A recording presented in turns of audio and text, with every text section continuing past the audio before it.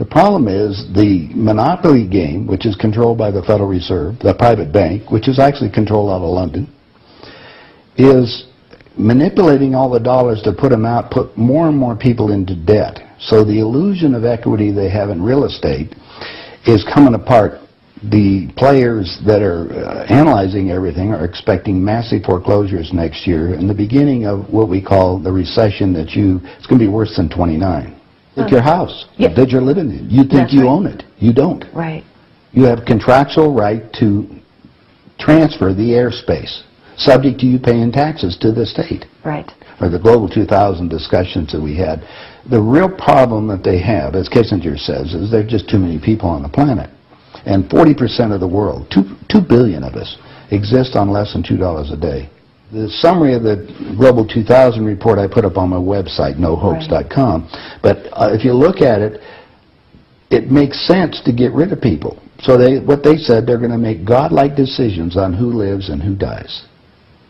Now, obviously, some of the meetings we sat on, we were planning on using neutron bombs on the major cities, because that contains most of what they call... You actually heard this? I sat in on the meetings. I was in the game big time. In fact, I was making such a mess, they decided rather than kill me, which they could, they just invited me into the inner group and asked me to be the finance chairman. And at that point, I probably would have been in, Secretary of the Treasury or something, whatever they wanted to do with me. What I was doing prior to that, so, making it right, I would volunteer to become a president of a company. And I'd go in and liquidate it. And we get rid of the expendable containers. That was my job. Expendable containers meaning human beings? That's right. Yeah, it's amazing. That's well, that was the the inside terminology. vernacular, wasn't it? Yeah. Oh, well, that's what we used at that time. I mean, it went from there to useless eaters today, so you're happy with it, you're a human resource. So, which, all you are is part of the commodity, even in the business sense. You look at it, you have a cost. Labor, what is labor? Yeah. Human resource. Right. When you're going to put together some kind of product. Well, the inside of the game, when we started to use neutron bombs, today they figure that biologicals are much cheaper. Mm-hmm. They're still planning on, the plan is to get a war started in the Middle East. And they're still planning on using a neutron bomb, or one of the bombs that they've got developed on Israel. Mm-hmm. And that's to begin World War III, which is all on the cards. And it's going to happen. They even put a monument up for this whole program. It's called the Georgia Guidestones. Outside of Atlanta, and they've got it all set down there. It's all in 8 languages. Basically, it's fait accompli as far as they're concerned. It's just to get the thing going in the Middle East, and it's not going fast enough. I mean, Carter put this thing in, so we have the Plan 2000, with the war starting in the year 2000 in the Middle East. Right. Reduce the population of the planet down to 500 million, have one world currency under the Homeland Security, or the FEMA if you want to call it. They're going to declare an emergency, which are going to shut down everything. My friends, my CIA associates, I don't even call them friends anymore. CIA is crooks in action. Yeah. They're all professional liars. Yeah. I mean, they got to be if they have that job. Yeah. So you have to look at what they're doing. Anyway, they're so concerned, they're leaving the country too. Most of them are going to Latin America. Meanwhile, they're closing in every day right now, just closing in to make it so we're going to be set up in these enemy prisoner war camps. I published a book. It's called Chaos in America. In it, I was asked to build an enemy prisoner war camp. I put the contract in this book. So you can read it for yourself. This is in downtown Las Vegas, right on the railroad tracks. It says enemy prisoner war camp. They're all on top. And they're building them all the way across the United States right now. Bush signed an executive order taking the old forts and the army places that we shut down to get those organized to hold the so-called dissidents. Now, what's the definition of a dissident? And the problem is that we're going to enslave ourselves, because most of the people want to keep having food coming in, and you're going to follow the line. You're just walking yourself into your own prison camp. Then we're going to come down to the extermination, just like World War II. Right. Well, Phil and I have lectured together. I know Phil Snyder. He's dead now. Yeah, I know he's dead. And so what about what he was saying about the number of bases at that time? I think it was 129 bases before he died. Underground had already been built. Is that all for the elite? Yeah. Really? What are they going to do with the rest of the people? They just get rid of them, leave them above ground and be radiated. Now, my son happens to be a nuclear physicist. Spent the last 3.5 years in a secret city in Russia. They're about 12 years ahead of us. They have 22,000 nuclear warheads. And of course, we're the target. The Soviets have 3 nuclear submarines on the west coast and 3 on the east coast. They're about 2 football fields in length, 5 stories tall, and they all are nuclear power and aimed at our major cities. West Coast's gone. Well, because the plan is the northern hemisphere is where they're going to release the nuclear bombs, and the theory was that the winds from the North Pole that are coming down, because that's increasing drastically, will go to the equator, and there will be very little spillover because of the reverse of the winds, because of the southern hemisphere.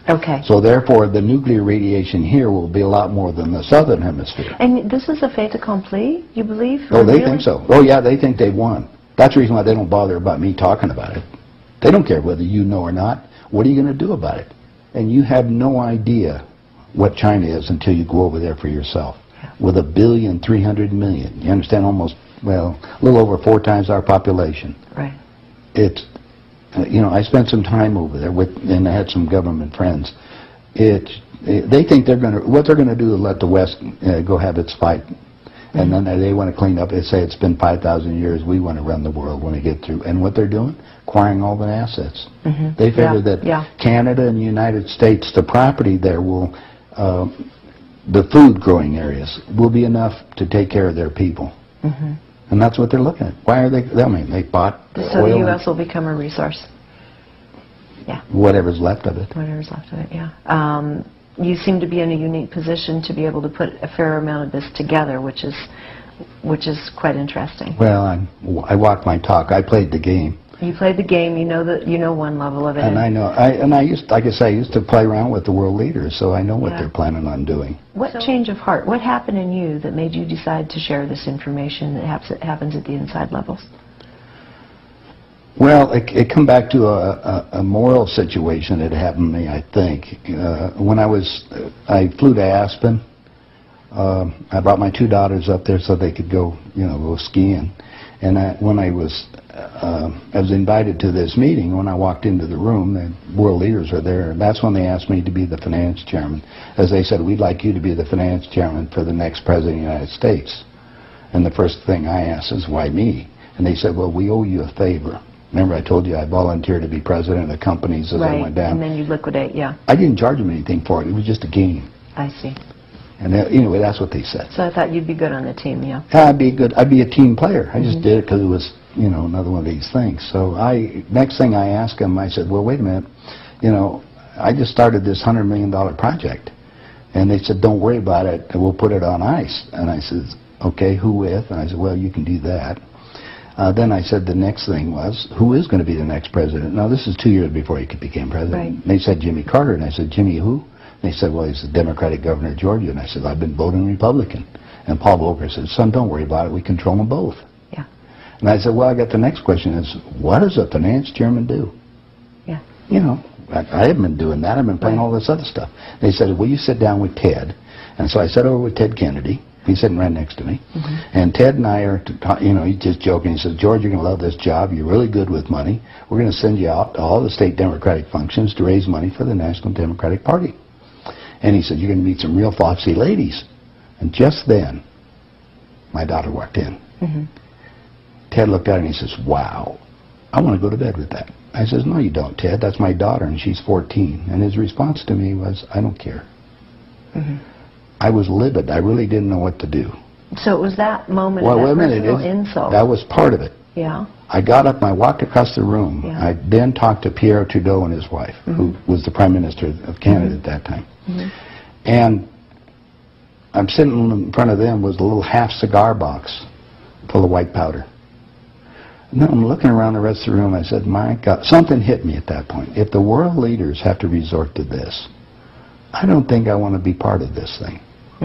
I mean, even to the even to the pollution and getting everything else they're talking about, getting rid of all the other people. I mean, I was raised in a packing house and slaughtering animals, and you get to the point where people are just animals at that level. And then I found out a little bit more about the details of the Plan 2000, of the annihilation of the entire planet. I said, I got to stop these people. There's something there. I mean, it's just, they got to be stopped.